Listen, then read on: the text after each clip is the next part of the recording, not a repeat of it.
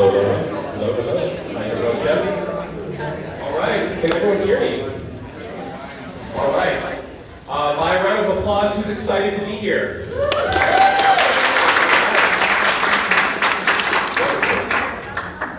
We are so thrilled to host this event. This is a collaborative event with California State Parks, Sierra Speaker Series, the Donner Summit Historical Society, and of course our expedition team. So we're here to celebrate the 175th year anniversary of the first Donner Relief Party. We're here to talk about the heroism and the hope exemplified by the Donner Party and the rescuers of individuals trapped here at Donner Lake and Alder Creek during the tragic events of 1846, 1847. Yes, please scoot in. We have all these seats here. There's some front row seats over here. So people are kind of slowly trickling in. So we're going to have some folks find some seats. So a few logistical notes. As per the fire marshal and parks accessibility guidelines, please do not stand in these aisleways or obstruct any of the accessibility in this area. This is our main aisle here. So please don't stand over there. We ask that no food or drink be consumed in this room. Bathrooms are just out here to the right. And this panel discussion is scheduled to conclude around 3 to 3:30 p.m., depending on some of our panelists and our discussion topics. All right, excellent. So we're going to introduce this kind of main event in some context to this. So I'm going to pass the mic over to Bill Odavies of the Donner Summit Historical Society, and then we're going to get into our panel discussion. Welcome, Bill. Thank you, Jeremy. Well, thank you. Nice to see you all. Thanks for coming. Help celebrate this event. Today, when we think about the Donner Party and their Sierra entrapment, we think about the wrong term 2 times. Bad luck, bad decisions made in ignorance, dissension, mendacity, evil, horror-filled, unbelievable hardship, even murder. And then, of course, there's the issue of cannibalism and the intended morbid jokes. You have ladyfingers. The sensational and negative aspects of the story are what have attracted people from the very beginning. It's human nature, I suppose, to look for the sensational.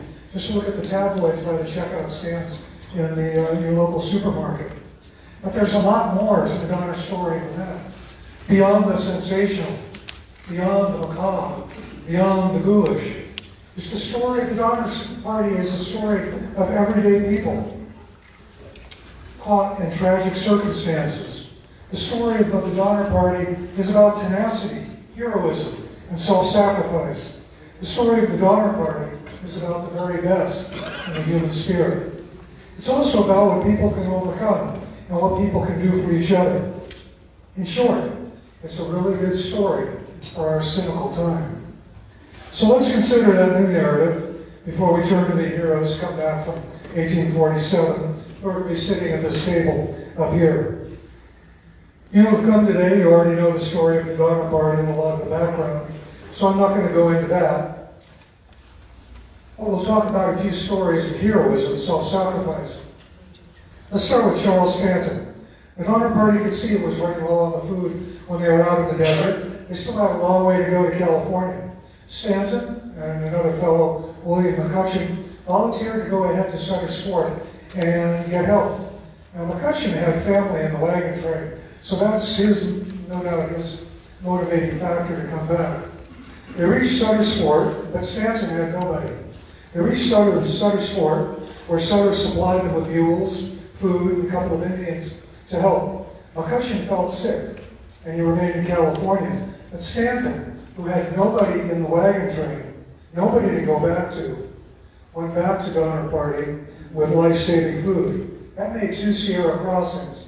And Sierra crossings in those days were a little bit harder than today. His sense of responsibility must have been great, as was his sense of decency and heroism. He'd given his word. On December 16th, a group of people headed out from Donner Lake on homemade snowshoes.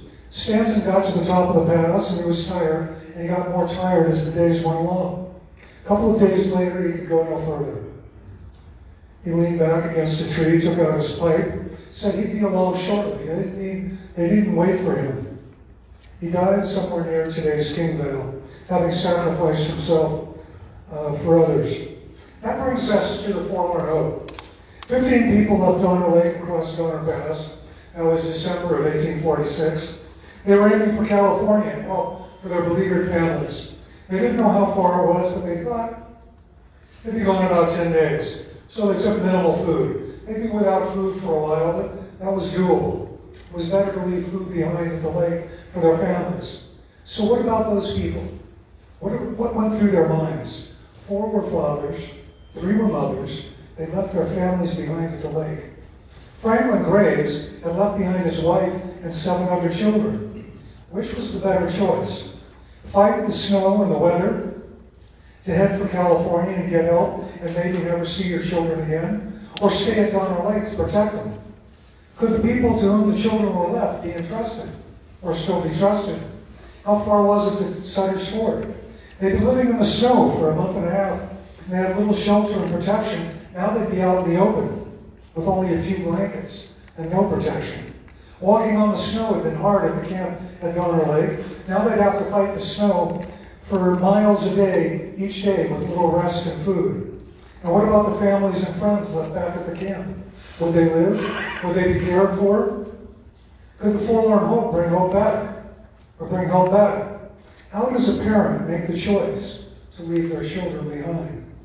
How can one bear to leave children to face starvation? How could one bear not to try to escape and get to California? To get to California, they'd have to slog through the snow on Donner Summit, risk new storms without shelter. They'd have to go without food, bear hardships unimaginable to us just sitting here. What's it like to sleep in the snow in soggy and sodden clothing, fearing what the night might bring? What's it like to be fearing what the weather might bring? What's it like to hike through the snow, sinking into it with each step, and to do it with exhaustion, with no food or warmth at the end of the exertion? What's it like to starve slowly and be forced to eat leather shoelaces? What's it like to know that you have to keep going? You have to survive, not just for yourself, but for the children and family members you've left behind at the lake and who are counting on you. How can you possibly give up as long as you live? What kind of a person can do all of that? It didn't take them 10 days. It took 33 days of unbelievable hardship, including sitting huddled under blankets while a storm raged for 36 hours. And they had to choose between starvation and human flesh. And here's an example of that sacrifice. William Eddy, one of the Forlorn Hope, supported by 2 Indians, knocked on the door of a cabin at Johnson's Ranch. 17-year-old Harriet Ritchie answered the door and burst into tears at the sight of the emaciated, exhausted, starving, cadaver-like man before her.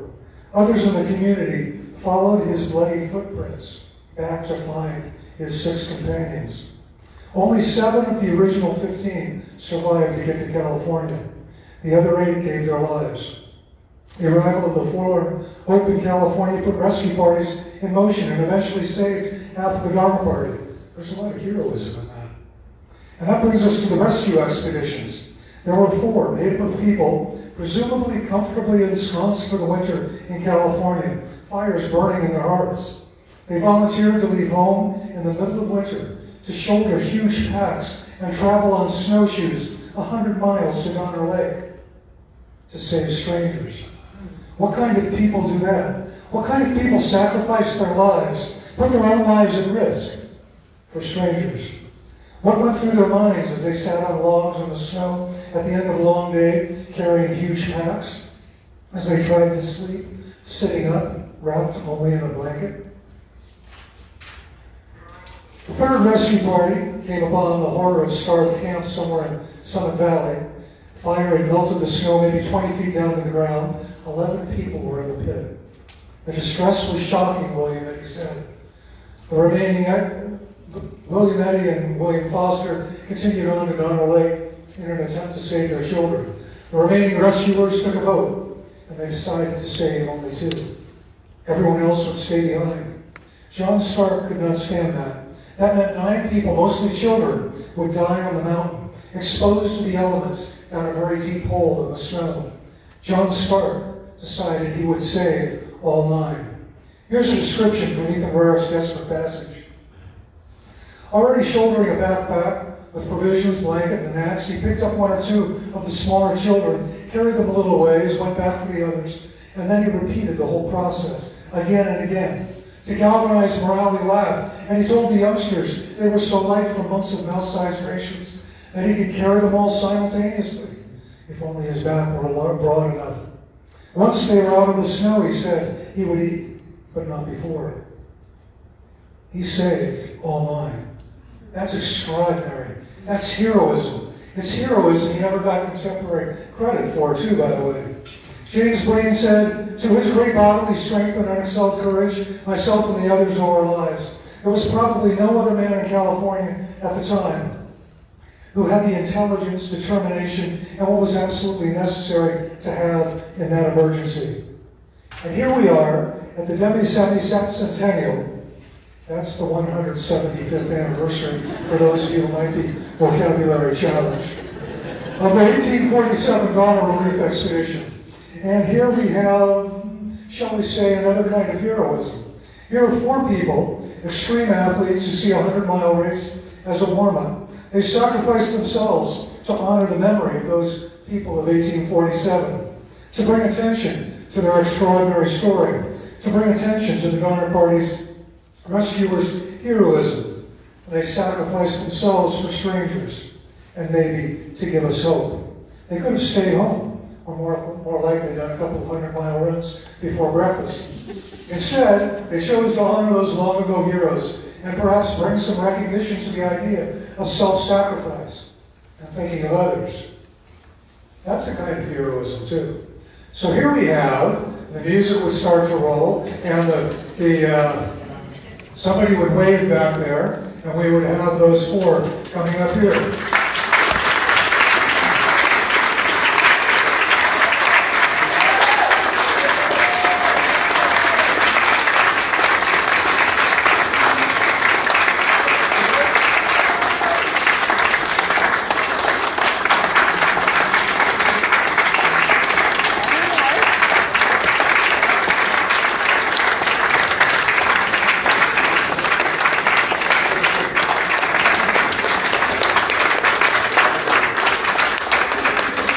That's impressive. I can imagine Jeremy, that's this guy here, would tell us that there's never been such a long-standing ovation in this building. Is that right? She nodded, so yeah, absolutely. So here we've got, first, Elka Reimer, who's playing Reason Dan Tucker. We have Tim Tweetmeyer next to her, playing John Pierce Rose. Then we have Jen Hammond playing William Eddy. And finally we have Bob Crowley, who was, well, not finally, but we have Bob Crowley, who is playing John Stark. And then we have Frank Mullen, who is playing Caleb Greenwood. So they just, 4 of them went just a bit more than 100 miles from Johnson Branch, which is near Wheatland, to the Donner Memorial State Park, traveling on snowshoes, arriving today. They spent 4 nights camping along the way. None of that is anything we do. But their message is something we can appreciate, particularly in this cynical time. Look what real heroes can do. Look at what ordinary people can do. So thank you for welcoming our 4 real heroes. And now you can have this back. Thanks, Bill.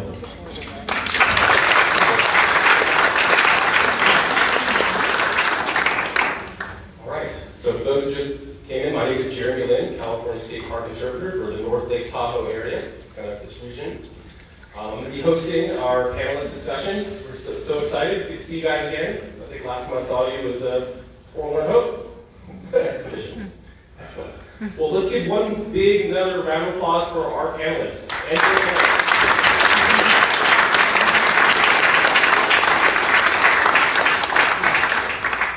All right, so I want this to be very audience-driven. So I'm going to ask a series of questions to the panelists, kind of start our rapport. But audience members, please take note of the questions that you want to ask. Once we kind of get through a personal round of questions, we really want to hear what you are curious about for our panelists here. So we're going to dive right in. Excellent. All right, so we're going to start off with Jennifer. How's it going? And you have microphones here also. So we have 3 microphones on the table. If you're very loud, you can just scream and we'll probably hear you. But excellent. So this first question is for Jennifer. Can you please tell us why this expedition is personally important to you? Did any of the members of the original Donner Relief Party inspire you or bring you strength throughout this expedition? Am I answering? Am I answering as William Eddy? Jennifer Hennig, you can answer it yourself, but if you want to kind of phase into your historical character, you're invited. I'll answer as myself. I have been thinking about this part of the journey since I arrived at the Johnson Ranch in 2020. I chose the character of William Eddy because I was inspired by his courage to be the only person to reach the ranch, and his determination to let people know that there were people that needed to be rescued. So this is a culmination of something I've been thinking about since 2020 when we finished at Johnson Ranch. I thought they all have to go back now and save them. It's incomplete without the return. Yeah, absolutely. Thank you. All right, next question is for Tim. All right, Tim, please bring us into your brain space around this extreme endurance event. What was going on in your mind in this challenging and in the challenging parts of this journey? And also, part B of this question, are there any specific characters or instances in the Donner Relief Parties of 1847 that inspired you along this way? Yeah, I was thinking about this as I was wandering around after we finished today, and I kept coming back to this word or phrase. I can't describe to you what it's like to sleep outside when it's 20 degrees out and then continue to hike. I can't describe to you what it's like to climb out a steep hollow in a wood burn and going up a ridge line for an hour and a half at about a half a mile an hour pace. I can't describe to you how intimidating it is to stand on low hill ridge and see right at the throat of the Sierras and see I have to go all the way through that snow and onto the other side before I even reach these folks. There were so many times along this trip where you read all the journals, you read all the descriptions, you've been to these places researching as you went, and we tried to visit as many places. We didn't go everywhere. Obviously, we hadn't done this steep hollow climb because that was a big surprise. But even after reading that, it's what makes this so interesting for us as members is you have to go there and see it yourself. You have to stand at the bottom of the steep hollow and climb that ridge. You have to go out to Lowell Hill Ridge and look up the throat of the Sierras and see all the snow ahead of you for another 40 miles and then get over the pass. And you have to, side saddle across a 75-degree pitch in order to make sure you don't, tumble into a snowball into a tree. So that's what makes it fascinating for us. We research it in the summer and through the books, and we make notes, but then when it actually happens, you get a much more better appreciation and sincerely humbled by what you experience. The other piece you asked about the person that we all had a choice to pick whoever we wanted. We kind of gravitated to what we thought were maybe the more heroic folks of the bunch. And I picked John Pierce Rhodes. He was on the first and fourth release. With his brother Daniel went on first relief with him. And what made him interesting was he had been with the Donner Party all the way to Hastings Cutoff. And the Rhodes left that bunch, and the Donners went to Hastings, and they went the regular California route to Parting of the Waves, and then took the California Trail route to Norton, and ended up at Johnson's Ranch on October 1st. So they were 4 weeks ahead of the Donners and made it through. So you can imagine they were lucky; they got through before the snows. And what was interesting is he was at Johnson's Ranch when Eddie arrived, and then he actually went to Sutter's Fort to get provisions and schlepped them back to Johnson's. And when Harriet Pike, part of the Forlorn Hope, had arrived, she was Mormon and he was a Mormon. He had been sent by Brigham Young to do the immigration over there, and probably was the first Mormon to ever see the future center of the church, Salt Lake City. But he volunteered to go first relief, which I think was the more intimidating venture, right? Because nobody knew what they were getting into. And what made him so interesting to me was he went all the way over to the lake, and since he had talked with Harriet Pike and probably saw the condition she was in at the time and probably felt the connection there, decided that although Harriet Pike's husband had been killed along the way in an accidental gunshot thing, by the time that John Rhodes had arrived at the lake, Harriet Pike's youngest daughter had passed, Catherine, and then he volunteered to carry Naomi Pike on his back for 40 miles from Donner Lake to Bear Valley and Needle Springs to get her out of there. So I just thought he was somebody that was worth the honor of representing in this group. Absolutely. Thanks for that answer. I can't believe you guys aren't just like falling asleep right now. And it really resonated with me how just you have to be out there to really experience, hard to convey that experience out there. 2 nights ago when I was at home drinking hot toddies in front of the fire, I was really just thinking about you guys out there, sending my positive vibes. I'm glad you called it the hot toddy vibes. Our team might have been drinking whiskey while you're doing that. That was the connection. All right. Perfect. Great. All right, Elka, this next question is for you. So in our previous conversations, we talked about the immense amount of preparation and planning required for these types of events. Can you please talk about some of the unexpected circumstances that you experienced along this journey? Were you surprised by yourself or your teammates while out on trail? And the part B of this is, were there any aspects of the Donner Relief Party history that were illuminated to you during the journey? Really just kind of came right on this journey. Yeah, good question. Well, our team got together several times over the last few months to try to experience what we might experience during our expedition. And, we had snowshoed and a really good snowstorm up above Forest Hill. We thought, yes, this is what it's going to be like for us, right?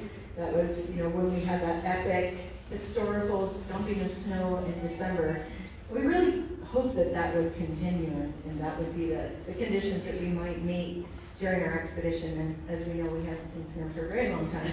But we were ready for it. We tested out our gear, talked about how we would camp outside, make sure that we had all the proper equipment. So, we all do our own things midweek. We all have jobs that we have to do, but we got our training in as much as we could and tried to get together pretty much every weekend to train at the different places along the course, as well as any other place that we could just get some time in the snow. So we felt pretty good and pretty ready in that regard. But as Tim said, we didn't see every inch of the route that we would be taking. And I think the biggest surprise to all of us was the steep hollow. And it was, the steep, treacherous terrain. There are no trails in there, so you're basically grabbing on trees. You slide downhill, very precipitous descents down there, and then you cross the river, which could have been really treacherous and bad. And luckily for us, it wasn't. We got our feet wet, maybe up to our calves, but it wasn't anything outrageous. And then we saw the other side and what we had to go up. One thing about fires is it brings in a lot of sort of non-native brush, deer brush, fallen trees that were, decades old, and we had to navigate all that up a steep climb, about 1,000-foot climb, and we were tripping all over the place, and it took a very long time to get through there. Trying to help each other out and try not to be too close to each other, and Bob got pretty banged up, and I said, "Wow, leaving a blood trail here." So, in that regard, I'm sure that the rescue parties had their own treacherous areas, including what I just mentioned. You could see the high water mark in Steep Hollow and see what a torrential area that must have been for them to cross. And it's hard to even begin to fathom what that must have been like. That would be horrifying to me. Not only that, they had animals to get across. They had provisions that they had dried in preparation for feeding those who were stranded back here, and they were trying to keep those protected so that they didn't lose them, and that those would get rotten over time. Yeah. Thank you for sharing. Yeah. Who was the worst snorer of the group? Or the worst? Are you guys making sense to each other? Even last night up on Donner Pass, it was a little breezy, and we were all spread out back behind Donner Ski Ranch. Immediately, there's Tim already. Tim fell asleep in 30 seconds. That's a gift. Yeah. All right, excellent. Excellent. So we talked a lot with our expedition crew, but I want to make sure we mention and honor Frank Mullen. So he's one of the Donner Scholars, and wrote the Donner Party Chronicles, as well as does all sorts of things. When I was looking you up, you have all these different costumes on. You have all these different, you do reenactments quite a bit. I think you were a pirate. Tell me about that pirate. Do you have a pirate garb on? No, what I do is a living history performance genre called Chautauqua. And basically it's a one-person show. I don't know if you ever saw, who was it, did Mark Twain Tonight? Hal Holbrook, yeah. It's kind of like that. You come out and you are the character. And you do a 40-minute monologue, and then there's about 15, 20 minutes of questions from the audience, in character usually.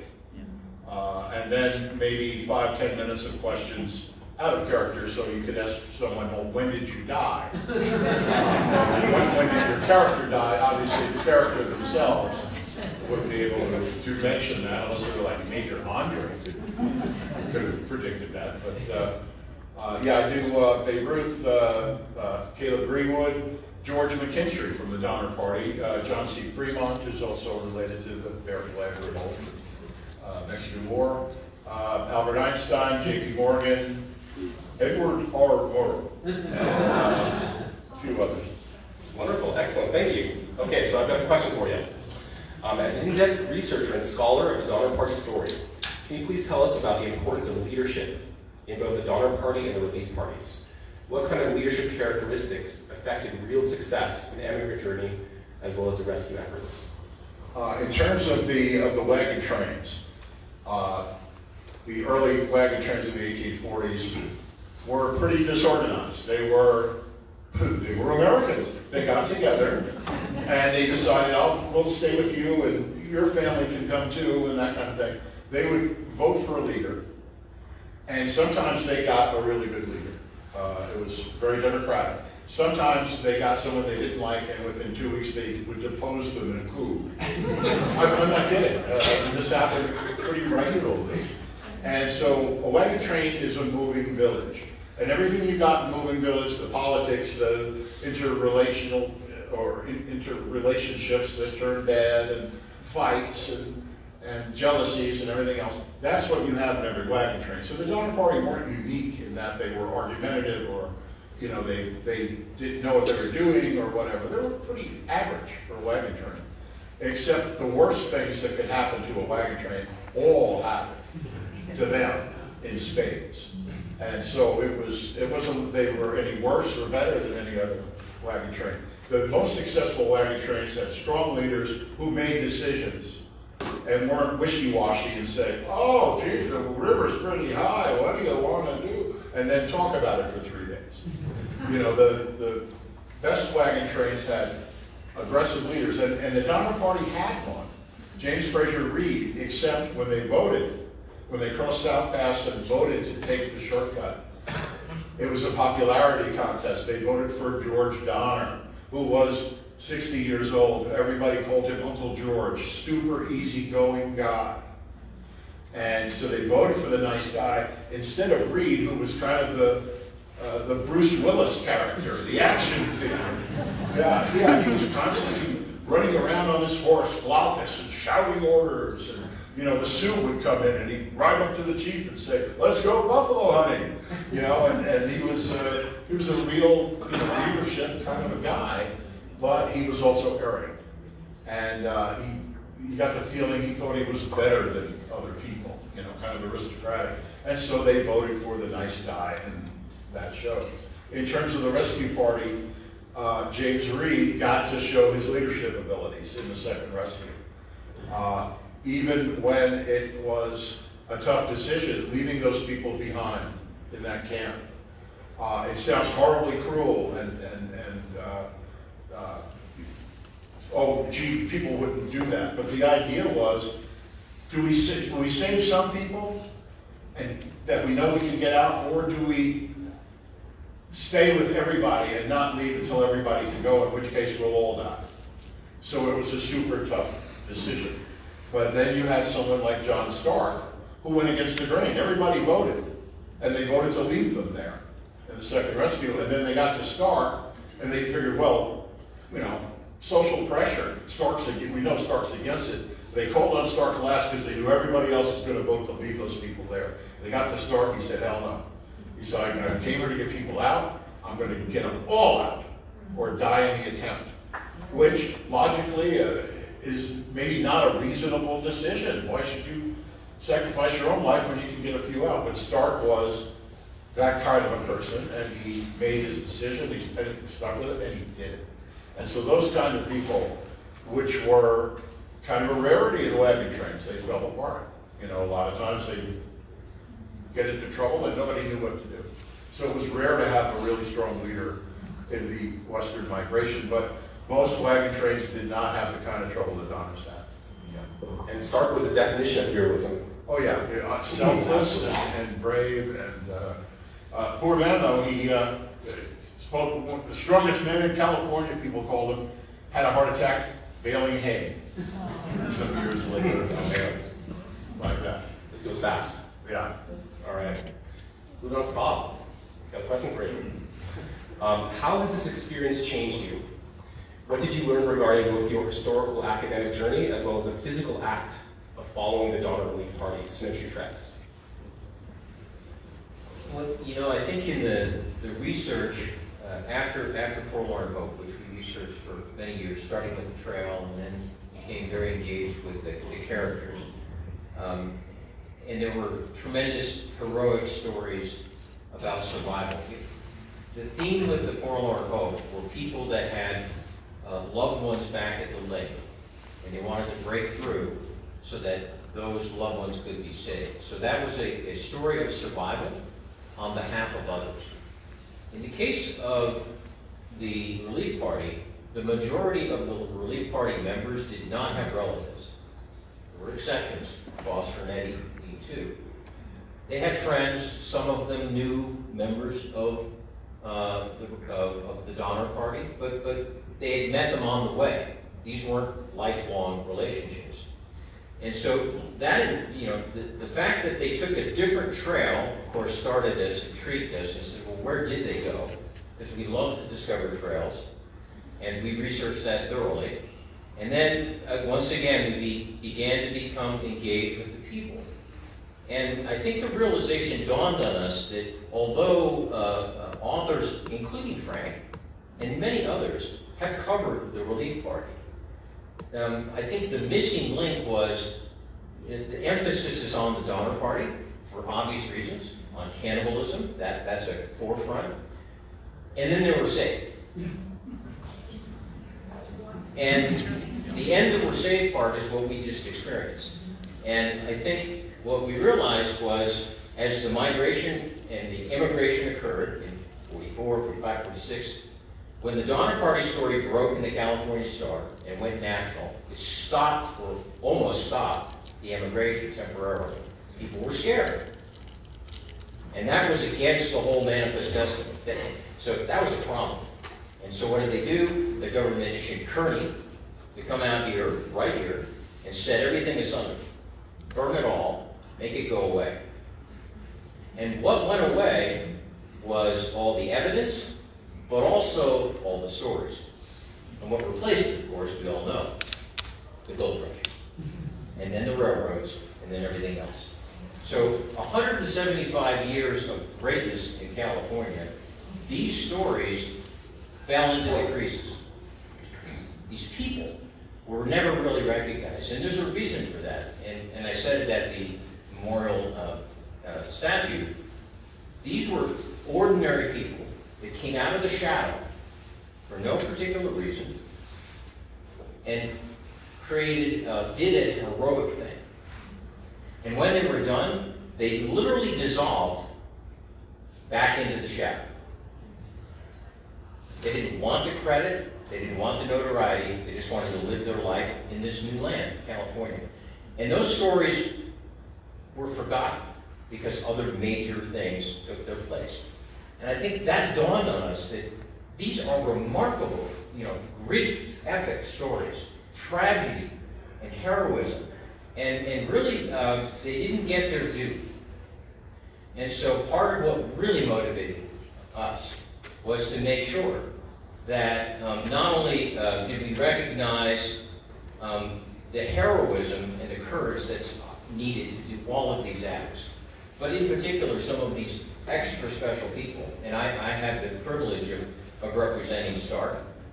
And we all did genealogical research. We, in many cases, interacted with their relatives. And it is more than humbling to realize what these people did for strangers. That they set the foundation for a kind of grit, a kind of faith, a kind of community upon which we all have the privilege here in California, living many, many centuries and decades later.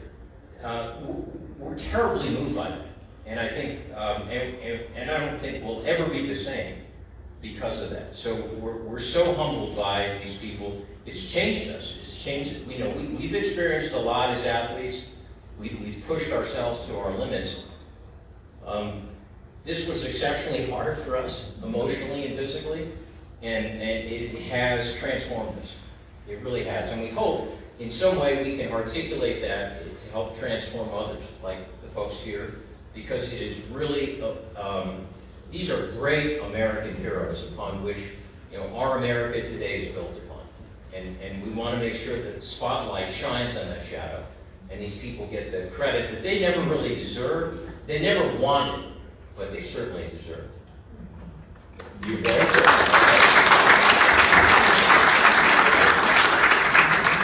Wonderful. Yeah, it really resonates true that people don't know. Okay, they just kind of assume, oh, the Donner Party were there, then they were rescued. There wasn't. I'm pretty new at this job, so I've been here for about 2 years, and I was reading all the books that I could. I got in here and I was kind of reading through everything, and I was kind of went through the whole Donner Party story, and then at the end of these books, like Guess for Passage and Different Stars Above and Best Land Under Heaven, we kind of get to the Donner Party story, and I was kind of like, oh man, this is like a really, really heavy story. And I thought I was done with the book. I was like, okay, there it is, the Donner Party there. But you still have like a third of the book left that really documents the true heroism of the Donner Relief Party. But the general public sometimes don't really know that was such a major component of this. And I'm so happy that we're able to really focus on this now, really shed light on this and kind of unpack this, because most people kind of assume, oh, they understand the tragedy, but they don't understand the heroism. At this point, we're going to open it up to audience questions. So if you've got a question, please raise your hand. We want you to stand up and tell us who the question is for, and go ahead and ask this question. So hands up if you've got a question. All right, Alice. I'd like to know about the female leadership of the party.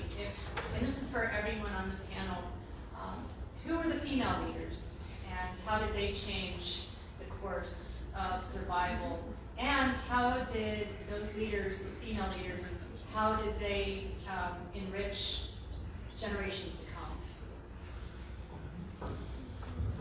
I'll take one shot at it. I'm no expert on all the aspects of the female leadership, but for a couple things that I've learned, in the arc of the story, being trapped, people that got left waiting for months on end to see some sign that the Forlorn Hope members are going to be giving back to them, and in the relief party, not physically traveling back the way they did, but preparing the food and preparing the kindness and the efforts once people were rescued. The women that I've seen are threefold.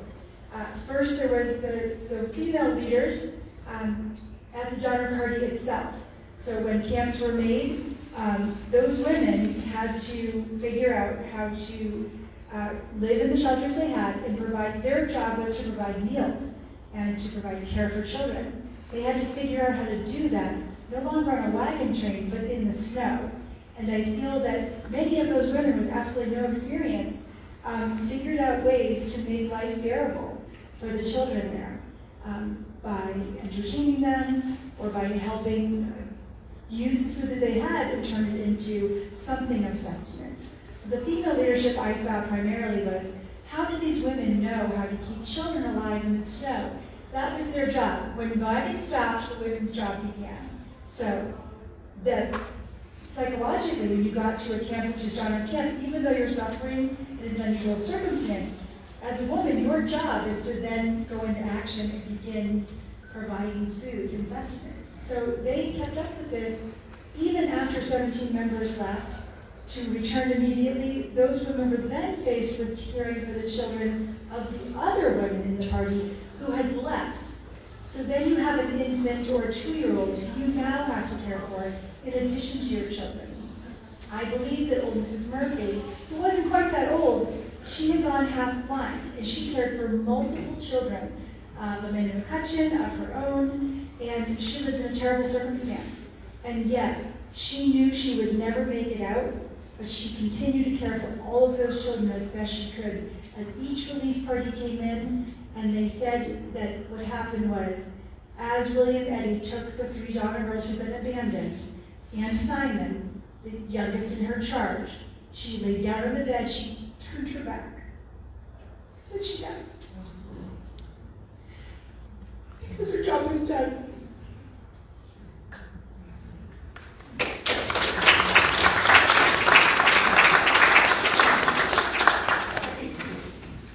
It's just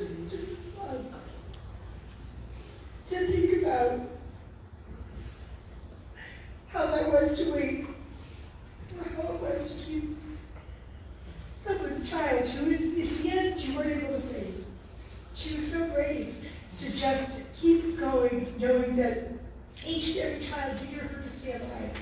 Because the only other person that can happen was Louis Keysburg. He was a rough character as a roommate. So I think about her turning her back on that bed and choosing to die at that moment, knowing that she'd done what she had set out to do. She must have had such a different vision for her children when she left on that magnet train. So the threefold person would be a woman such as the Alcade's wife. I don't know her name, I'm sorry, I don't have all my facts. But she gave of her clothing and of her food. And in particular, the children would say that her kindness was remembered above all. As they arrived, she fed them, she was kind to them, she said kind words, knowing that many of them wouldn't have their parents or their families or their siblings ever to arrive with them. She gave them probably comfort. And I would think if I was a mother, I would be so happy to know that a woman like that was waiting on the other side to tell my little girl that everything's going to be okay.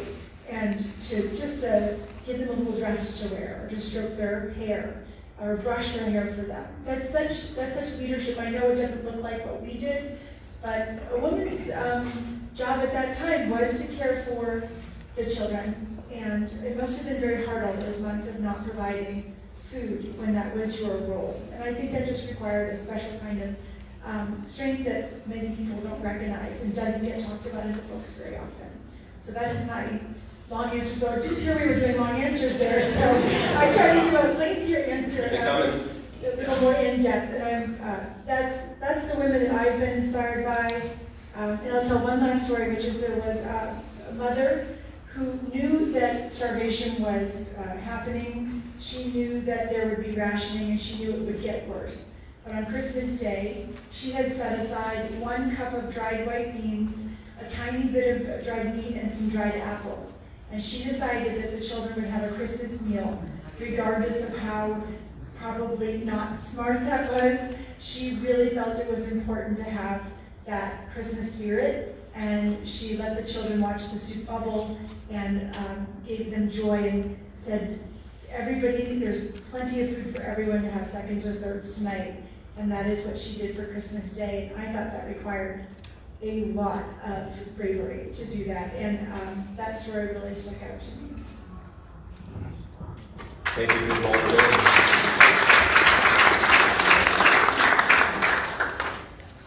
Question here? Yeah, a question for you, Bob. John Stark put these kids on his back, and then he carried them all the way 100 miles.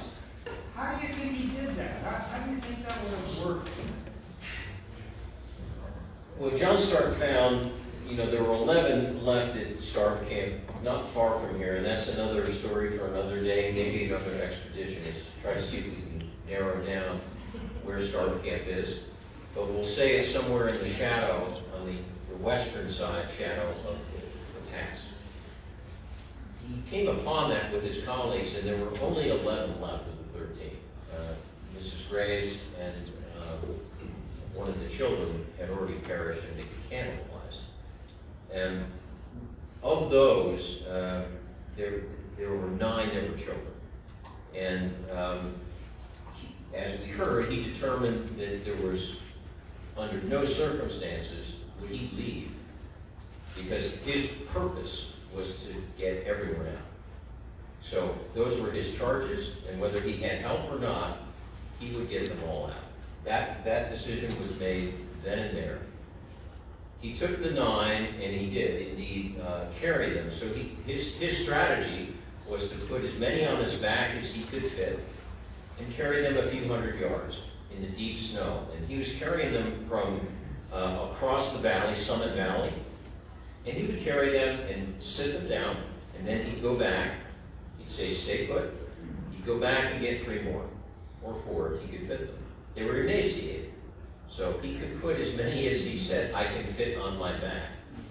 He'd carry them to the cache of the children again, and when he had all 9 moved, he'd do it again.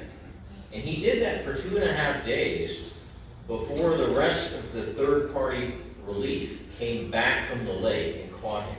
They ultimately caught him somewhere between the end of Summit Valley and somewhere around Yuba Bottoms. So that's a good, 15 miles. We just did it yesterday. 15 miles of portaging children under that kind of circumstance. And whatever food they had given him, which was meager, he gave it all to the children.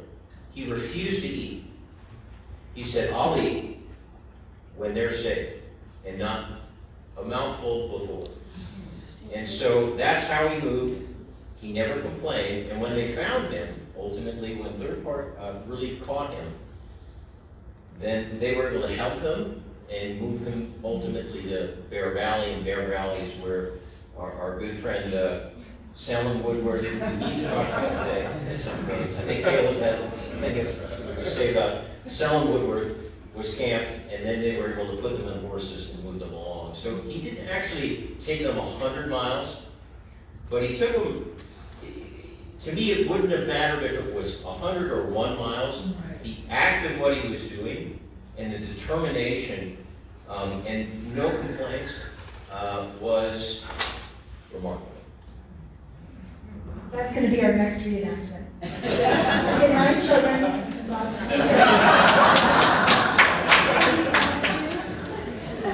going to be a third expedition. Yeah, I'm gonna need you going into the gym for a while. You have to get broader shoulders. Great. Yeah, how confident were you in that you were on the trail that Caleb marked out to get across? And did you feel like you were on it in 1847? Well, let's talk. I'm going to talk a little bit about the methods we use, and maybe Tim can talk specifically to this trail. So the methods were the same for Forlorn Hope Trail, if you can call it that. They got lost, so it wasn't really a trail. And this relief party, when they got to Bear Valley, they were on the California Overland Emigrant Trail, but there they said, we have no horses and we have no wagons. There's no need for us to go up the wall that you all see if you stop on Route 80 heading west and take a break and look down into Bear Valley. It's a sheer wall. He said, we're not going to go up that. It was covered in snow. It was daunting. So they said, let's stay low and follow the Bear River to where it connects to the Yuba. And that's been replaced today with Lake Spalding. But then they connected. There was a confluence. And they said, we'll follow that Yuba River. We know it goes all the way up near where we need to be. You've never been there before. But that was their strategy. Stay low. And we'll burn some trees along the way to make sure that we know how to get back. And so that's the route we researched. And our method is to do primary research, primary sources, compare those primary sources, and they don't always agree. And then we go into the field and we eliminate all the ones that just don't make common sense. where a person might say they went through this canyon or went over that hill, and we go out and do it and go, yeah, there's no way. There's no way they would have done that. So that gets an X, and you narrow it down to 2, and then ultimately it's the one of least path of least resistance, the most common sense route. So that's our methodology: is primary research in the books, go out in the field, go back and forth, and maybe Tim, you can talk specifically about the relief party route. Yeah, much like the Forlorn Hope route, you know, Bob and I started out by just kind of reading all the books and figuring out what they're saying. And if any of the authors have described where we're trying to go and what it might look like, and then we kind of in our minds picture what that's going to look like. One of the main ones with the Forlorn Hope was when we got on Sawtooth Bridge, and you could see all the way down to the Sacramento Valley. It's clearly described in the books like, well, we got to a point where we could finally see where we were going. Like, that's the spot, right? The tricky part for us is, you know, the main landscape is still the same. You have an interstate highway, you have Lake Spalding, which is dammed up the river, you have railroads, you have other obstacles, and we try the best we can to find that route, avoiding all the things that we don't want to be on people's private land. When we find that, we usually contact them and try to find a way to get through there as part of the historical value of the trip. But yeah, it's a lot of field work. Like I mentioned earlier, it's hard to describe. You have to go in and read the books, and when you talk to the authors, and we've done that, we've talked to several of the authors who wrote the books. Well, did you ever get out there? Did you go on the ground and look at it? Yeah, no, we really never done that much out of the car. We get off the highway, and, oh yeah, that's what the way it went. And so that's where the real eye-opening is when Bob and I, Jen, and Elka, like Elka mentioned, you know, we went to Beale Spring, we wanted to camp there. It's a famous spot on the Underground Trail. Okay, we know where that is. Okay, Lowell Hill Bridge, Bear Valley, all these places become almost second nature to you when you go out there 3 or 4 or 5 times and understand, okay, like I said, there was places where they say, I could see this or I could see that. They go, this is where they were. And so they kind of mark that as like, okay, now we're on the route. You know, we never say we're like 100%, this is where that guy stepped and then they went there. But we feel pretty confident with the research that we do that we're as good as we can given the challenges of the day and approximate those routes. Yeah, and also mention that, you know, we have Frank here and Dan Rosen is here in the audience, 2 of the Donner historians, and we rely on the aggregators, people that write the stories, that have done the primary research thoroughly. We definitely, after reading all of the books, maybe 60 books, we have our favorites. We have people that we trust, we feel they're fact-checking, and where their resources are, Kristen Johnson's another, that we can rely on over and over again, and we do narrow down that to a select few. 2 of them are in the room today. And that helps. We're not historians, and we're not academics, and we're not researchers. And so we have no business ever claiming that. It's a life commitment. But what we do is try to use the resources available to us in secondary authors who aggregate primary resources. And then when there's conflict, we go back to the primary resource and say, all right, maybe Dan differs from Frank, differs from George Stewart, differs from C.F. McClellan. Okay, great. Fair enough.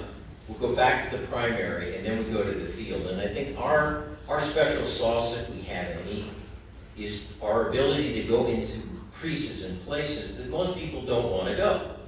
And it's really in those places that the assumptions are made, maybe by maps or by satellite or by GPS, that we can go in and look and go, there's no way, because it hasn't changed for 170 years. There's no way any human would choose that route, right, versus that one. And that allows us to get another mile in the book, and that sets us in that direction as opposed to that direction. And look, we're never going to be 100%.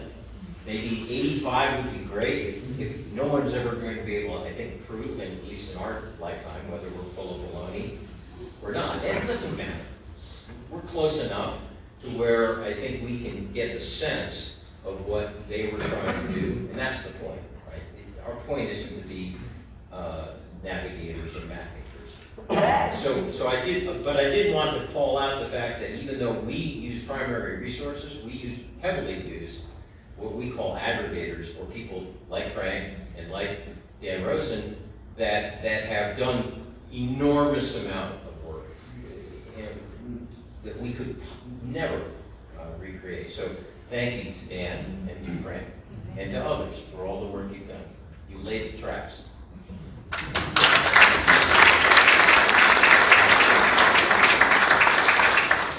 I think, like everyone here, I am in awe of what you did.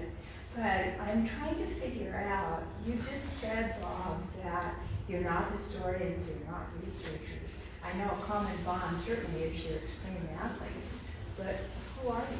Whatever. Do you all live here? What was your common bond? What brought you together? This is fascinating. Before we launch into that, I just want to acknowledge a time check. It's not 3 o'clock, so our advertised time for this event was 2 to 3. So we're not offended if you have to leave, if you made other plans. We're going to go to 3:30 as long as the panelists are okay with that, maybe a tad bit longer, just to make sure we are satisfied with our event here. But I just wanted to acknowledge that little time check. Okay. But we will know who you are and Yeah, watch it. I can certainly begin first answering your question. Bob, Tim, Jennifer, and I are kind of in what we would call an ultra trail running family. I'm from Auburn, Tim's from Auburn, Jen and Bob are from Fair Oaks, and we've known each other for quite a long time. For me personally, I've lived in Auburn since I was 12, and I've also lived in Alta, and I've lived in Colfax, lived in Lake of the Pines, oddly, places that the Immigrant Trail goes right past, which is just incredible. So for me, it's been really interesting to be able to travel through these places that I grew up in and had no idea really of the historical significance of it. So, we luckily ended up in this pod together, and it's been extremely meaningful. I think that we all have the mental strength to get us through anything that would have come our way, even though it was very challenging at times. But yeah, very special and honored to be a part of all this.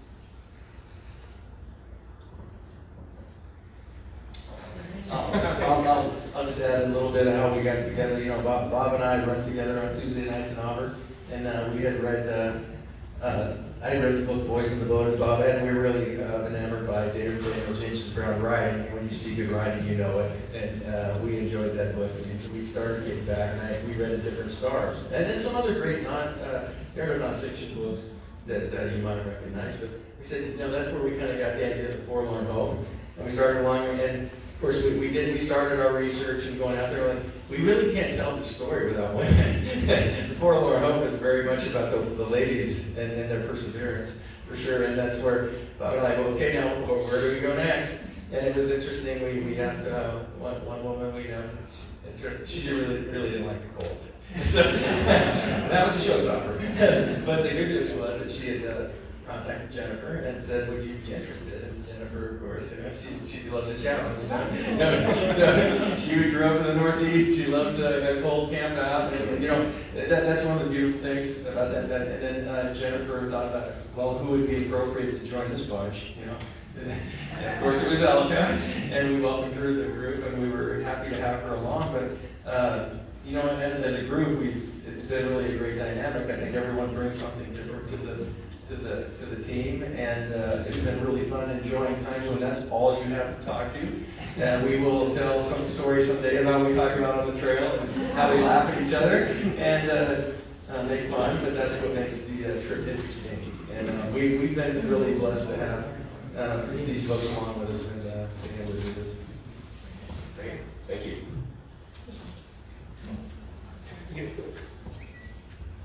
First of all, I just want to say to all of you, this is so commendable that I heard you last year, whenever it was in the winter time, and then you hear that you fulfilled your plans.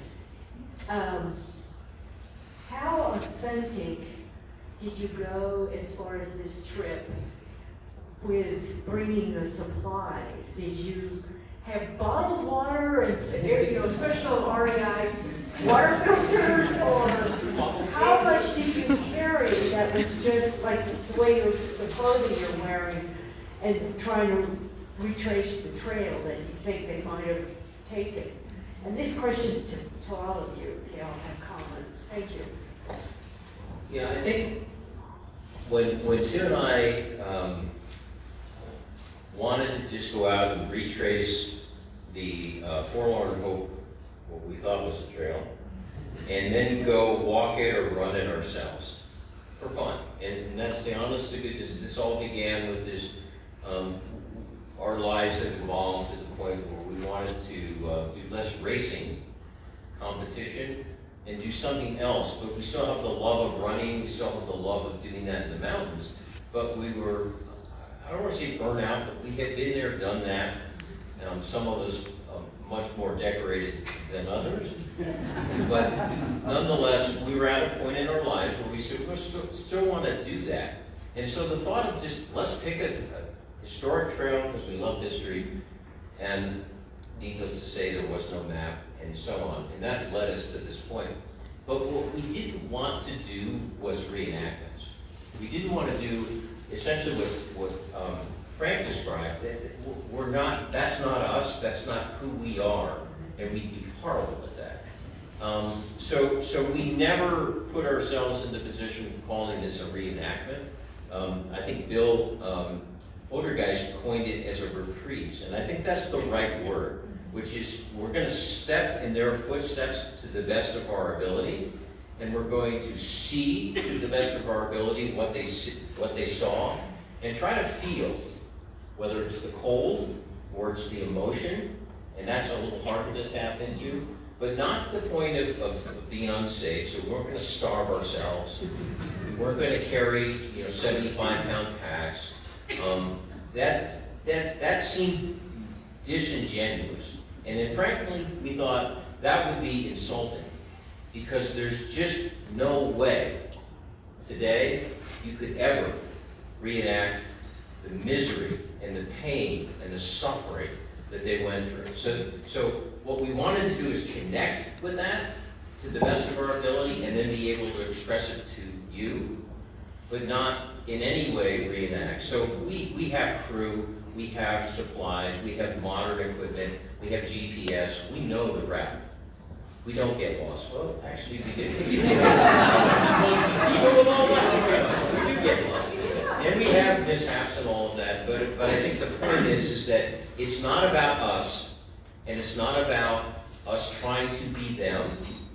It is us trying to get into their headspace just long enough to be able to communicate a modicum amount of the suffering and the pain and the strife and all the things that they were going through their minds while they were walking, while they were freezing at a campsite, while they were coming upon the cabins here and seeing these emaciated people. It's unimaginable, literally, but we wanted to at least open the window, the portal, and in the hopes that we could tell their story, and then maybe you get curious, and then you go read Frank's book, you go to Dan's website, and all of the other wonderful resources, and get connected yourself.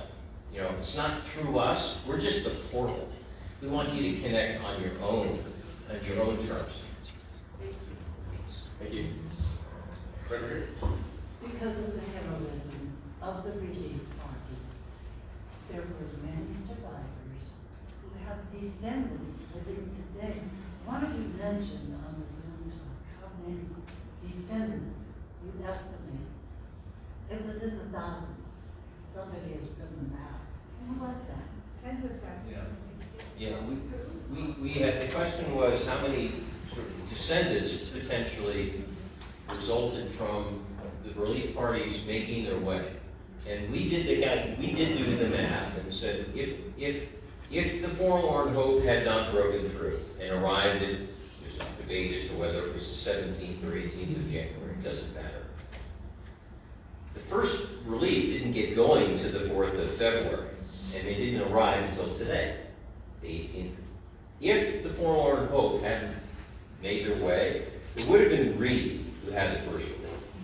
And Reeves was 2 weeks behind the first relief. And if you do the math at how many people were dying per day up here, we calculated it was 20 to 25 more souls that probably would have died. And if you do the genealogical math of 6 to 7 generations later, it's 25,000 people, 25,000 Californians that would have never existed as a result of the Forlorn Hope breakthrough, and then ultimately the first relief, and then all the reliefs that came since then.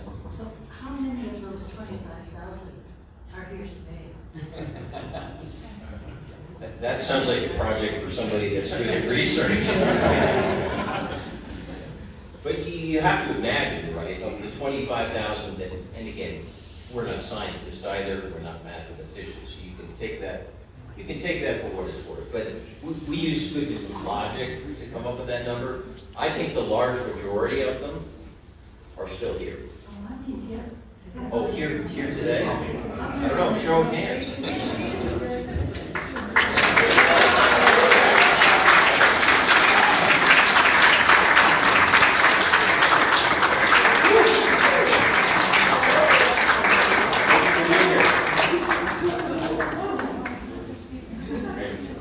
There's nobody from the Reed family here.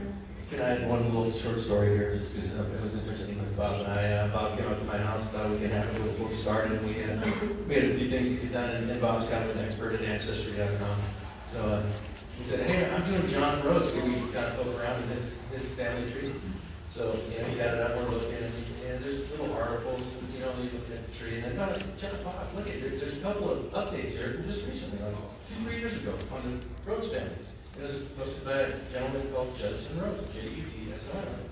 What's the chances he's a descendant of the guy I'm representing on this? So look, said, why don't we take a chance? Well, send him a message. So we got an interesting, we sent him a message to this unknown person we just see as a generic icon on the screen. We said, hey, we're just a couple of donor guys. We're going to do a reprise of the first relief. I'm going to be representing what they call Big John Rhodes, 6'4" Big John.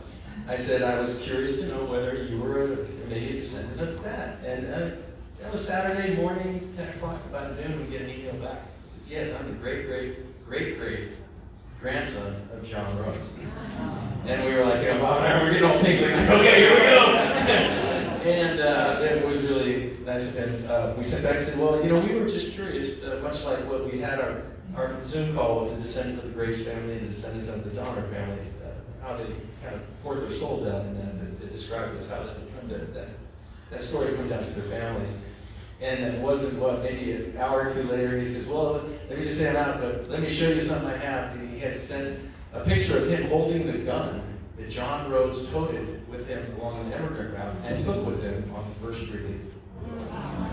And so, those are the kind of things that we hear about. We're like, this is so great that family history and all the heirlooms that go with it are carried forward, so we can all appreciate that as we go about what we hear. So, that was my question when I asked who you actually talked to. well, John, We're learning so much. We're athletes, and we have our day jobs, of course, and we're not authors, and we're not researchers, and we're not historians, and we are humbled beyond belief at how hard all of that is. And so the best we can do is be curious and learn, and we turn to Dan and to Frank and to others who are willing to, and to Bill and to other historical societies that are giving their time to us and help us. Just say that's a dumb idea. Don't go there. Go here. And so we're learning. We're always curious. And I think at the end of the day, one of the things was, would it be impossible, would it be even feasible to try to connect with descendants, especially at where we think Camp of Death is? We don't know for sure, but we think we have a strong sense of we may have found it. And of course, there were 4 deaths at Franklin Graves, Antonio, Dolan, and Emil Murphy. And we thought, well, if those were our relatives, and someone had come upon where they died and said, this is the consecrated land upon which my great descendant died, I want to know. And then I want to know who you are, because you're poking around in my family. And I think we really, really understand that some families would rather not. They'd rather not have us there. And some families are open to the concept, and we respect both. And I think we're just learning that, learning how to reach out and learning that when we don't hear back, and I had the privilege of reaching out in the Stark family, and again, like Tim, found someone that is a great 4 generations descendant of John Stark, and he had done his homework, and in fact to the point where he had written poems and done artwork and shared that in our little Facebook group with everyone else, which we were eternally grateful. But there were other things that he mentioned he had, and he chose not to share. And of course, we respect that. So I think we're just learning, and for the descendants in the audience, we will reach out to you if you're interested, and we will go on. I mean, we are interested in pursuing more and more of the history and the impact of these people. And a lot of people say, well, how did the Donner Party and the Belief Party impact America and impact California? That's a great question. Someone needs to answer that at some point, quantify that. It's not us, it's not our expertise. But the only way you're going to get the answer to that question is to reach out to the descendants. There's only one solution. It's the people that are here today or that have joined our broader electronic community or are being silent right now. If they choose to engage, well, then we'll know at some point. Even though the events that we are celebrating today are 175 years ago, they're still so relevant today with our descendants and stories and the characters. Great question down in the back. Heidi. Someone on that?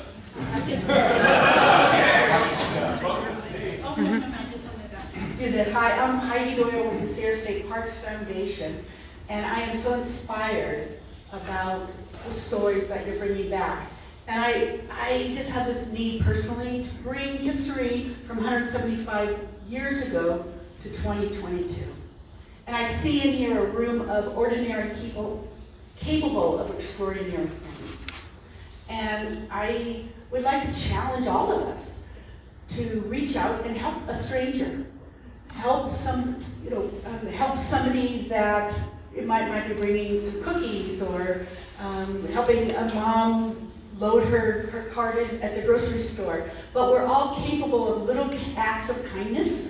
This is an act of kindness that you showed us that we can never replicate. But I think we all have it within ourselves to take the story that you shared with us and bring it to our lives today. And so for that, I thank you.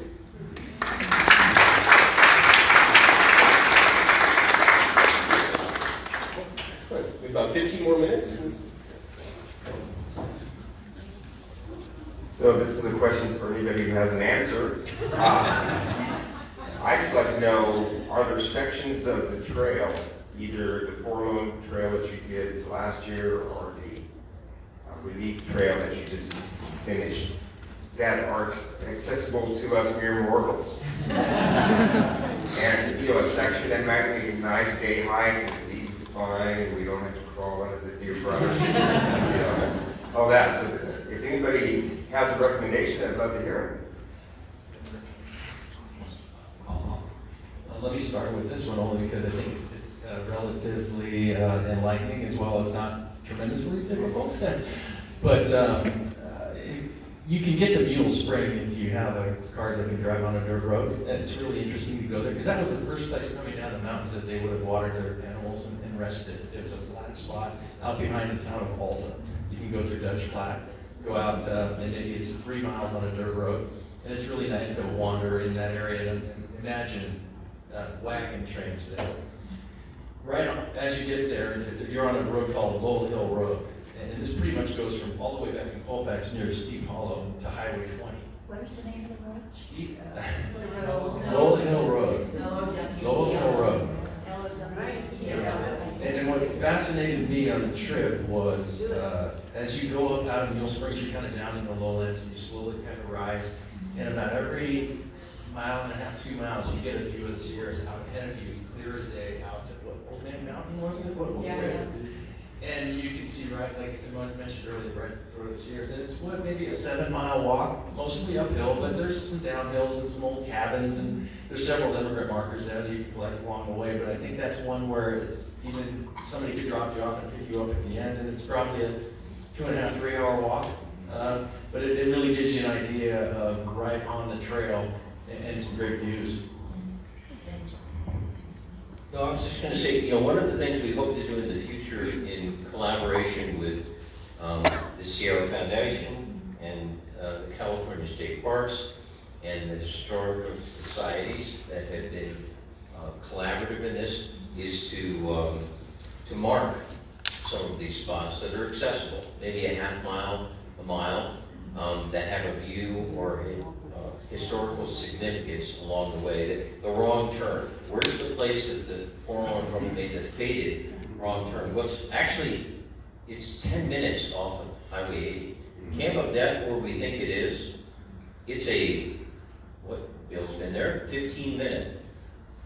Once you park your vehicle, it's 15 minutes down from the road to where we think Camp of Death is. These are significant areas. If we can ever help find Star Camp, not saying we can, but if we ever can, it's going to be right out the back here, and so on. So I think making these places accessible and on land where they allow folks to go, I think it's very important. I'm glad you brought that point up, because there's so much more work for us to do, but we're motivated because there's nothing like, if you're back east, and I'm from back east, and your Civil War, of course, dominates, and you go to Gettysburg, you go to all the Antietam, and you stand literally where the action was, it just, the hair on the back of your neck stands up. There's nothing like it.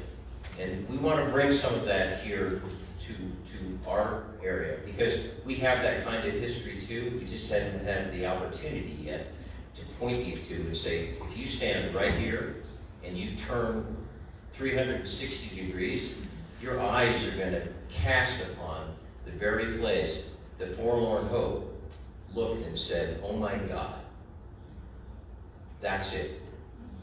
But it's 40, 50, 60 miles away, but there it is. I mean, everyone deserves to have that view. Al, did you want to? Yeah, I just want to say real quick too, Bear Valley is another really accessible spot. You can go out on the Pioneer Trail and basically head west.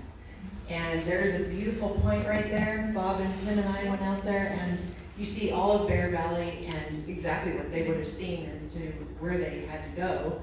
Of course, at that time it was completely covered in white, but it's pretty accessible. There's nothing difficult about it. You're not climbing a bunch or descending a bunch. And then, of course, right outside here, heading up to Donner Pass is significant too, and quite poignant. And I will say that when I was getting ready for the Forlorn Hope, I would go up by myself to look around on my own, and I actually brought my daughter Sophia, who's one of the 7 people who came down from the pass. I took her and a bunch of her girlfriends out there and took them from the wrong turn into where we thought Camp of Death was, so that they could see that and see if we could get any inspirations from the landscape. So those are all accessible places. Awesome, thank you. I don't know if this will help answer something maybe everybody knows, but the National Historic Trails Act actually preserves the historic trails on national land, federal land. So that is protected. And there are a couple organizations that their purpose in life is to find those and mark those. I belong to the Oregon California Trails Association. That's our lot in life, is find them, mark them, and try and preserve and work with federal agencies. And a great pamphlet for what you want to do is Trails West, and they have drive and hike books you can buy, and they're online. so you can get those as well. So there's plenty of places to go. It's when you get on private land, the things get real icky. So, there was an example, it's kind of an interesting story, maybe you guys already know it, but Wendell Roby and Burt Wiley in 1949 tried to get the state of California to actually buy the easement for the trail from Don Memorial State Park to Chicago Park on Highway 174, and I have his report. And it was a missed opportunity. It was turned down by the legislature. And a lot of that land now is private, and you can't cross through it, but it's a real shame that happened. And one interesting story is, and looking at your uniform maybe remind me of when I talked to the Graves descendants today. I met a man named Michael Christman. Michael was the resources secretary under the Arnold Schwarzenegger administration. He was your boss. The descendant of the Graves family was your boss for a short while. Best boss ever had. Just thought I'd let you know that. Thank you. Excellent. Yeah, just real quick, you might mention that's Bill Holmes who just saying, and he's the gentleman that negotiated our opportunity to start at the Johnson Ranch, which is private land. And so thank you for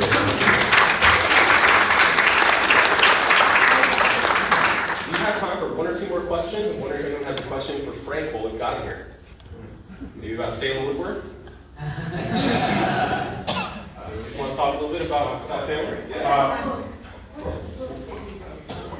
Salem Woodworth was a past midshipman, which basically he was a naval cadet who had graduated after spending time aboard a ship, but hadn't gotten an assignment yet as an ensign or whatever. And so he was the highest ranking naval officer around at the time, with fighting in the Mexican War with Stockton and all that. So they told him, you be in charge of the rescue stuff. So a bunch of people gathered supplies, including General Vallejo, gave $500, which was a fortune at the time, to purchase food for the entrapped people. People could pass the hat in San Francisco. They bought supplies. Reed and Caleb Greenwood were working on getting those supplies, toward the front there. And it was Salem Woodworth's job to make sure those supplies got to where they was going to be. And he got to the base camp at Mule Springs, and then he went on vacation. Basically, people who saw him, he would be laying in the tent or on unopened boxes of food, asking someone to give him a foot massage because his toes, I'm not kidding, his toes were cold, and he was drinking brandy. And when the rescue parties would come there and say, "What the hell? Move this up!" And he said, "Kind of dangerous up there." I think we're better off back here. And Reed couldn't move him. They were insulting him. They were calling him names. They were calling him a coward and everything. He moved the camp up a little bit, but not very much. And the remarks about him were that he was either incompetent or a coward. People said bad things about him. However, he had a great press agent. The California Star newspaper said, "No one has done more to rescue those unfortunate immigrants than the great Salem Woodworth. Past midshipman of the United States Navy." So his role was shaped by misinformation early on. And he had been, by the way, shipwrecked when he was in the Merchant Marine. So he had a horrible time at sea in the Merchant Marine and went through some bad suffering. Then joined the Navy because why not, I guess. And but that may have had something to do with it. He had suffered early on in his career and been in a bad starving type situation, and I think he, surrounded by food, he kind of took advantage of it. You just, Frank, that question was about your book. I didn't see it out here, but I think, is it coming back into print, the Donner Party Chronicles? I was working on a revised second edition. The University of Nevada Press wants to publish revised second edition. Mine went out of print after 5 prints with the previous publisher. And then during the pandemic, I had been working on, or before the pandemic, I was working on the book.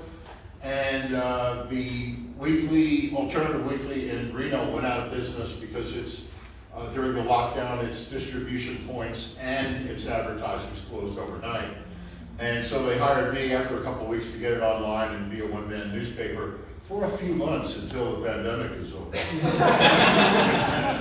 And that's what I've been doing ever since. So I am dying to get back to the book. I've got about probably 80 hours of work to put into it to make it, finish that draft for the second revised edition. And so I'm anxious to do that. And we just had an investor in the newspaper. And so soon I'll be able to step back as editor, let somebody else do it, and get back to my other projects. But, Yeah, let me just add, on the Donner Party Chronicle, is that the book you want, if you want to see what the Donner Party saw? It has fantastic pictures of the entire route from Independence all the way to Donner Lake. Much of the other books are just writing, but Frank kind of takes you along for the ride and then takes you on the journey. And by the way, the ruts are still there. They're in Reno, they are in California. They are all the way from Independence, Missouri to Sacramento. And there are places on the road where the highway and civilization has bypassed it. And with very close to a road, you can get 15 minutes in and find the pioneer ruts, even in Reno. Well, we're going to keep an eye out for that book. This has been a production of Sierra's Speaker Series. Please stay tuned for other events similar to this. Let's give a standing ovation for our athletes.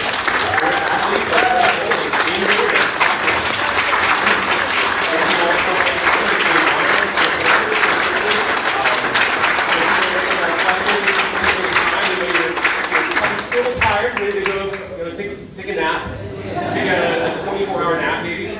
So thank you all so much, and thank you all for coming, and we'll be in touch.